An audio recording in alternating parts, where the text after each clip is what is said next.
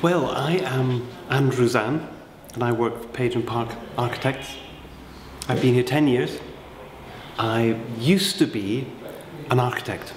I was an architect for a couple of years, but found it didn't really work for me.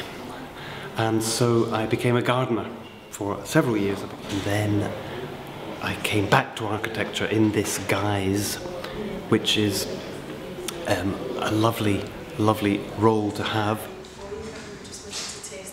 My job is to try to realize my colleagues' designs in physical form, and that usually involves creative engagement with them. I'm sometimes given working drawings of a building and I have to build the building exactly how it's been designed, or I'm just given a sketch and I have to invent the building. So when I make a model, the objective isn't that I will be glorified as a model maker.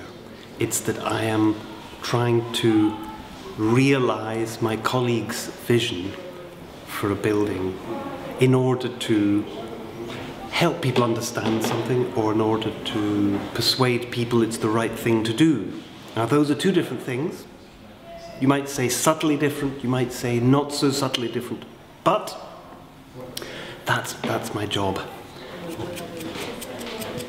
The excitement comes in using the materials of model making to imitate the actual physical presence that's in the 3D rendered computer image.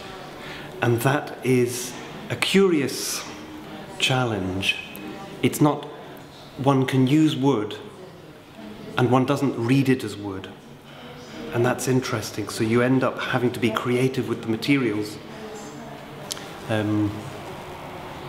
Glass, for example, one just has nothing, and you have mullions. There's different ways to do glass, but mullions suggest a skin of glass, which is kind of magical. So at the moment, I'm actually drawing with a sharp black pencil the curved cornice in the pediment. And it's a very eccentric detail, typical of late Victorian, well, it's actually Edwardian, isn't it? It's a very funny detail. But the lightest detail could really change the model a lot. What I enjoyed about making this model was the fact that it is an existing building that has lots of lovely qualities, and our extension then had to fit with the existing language, but also work in itself.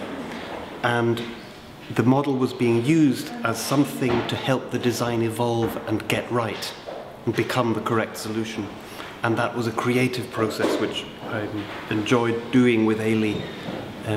Ailey's drawings told one thing, and the model had to make that real. So model making is an old-fashioned practice. It seems to be, though, a brilliant way of keeping people in an office alive to their projects, and all the projects in the office, because the models are always there around them. And, most importantly, model making is just a craft, and the making of beautiful objects is what we want to do ultimately.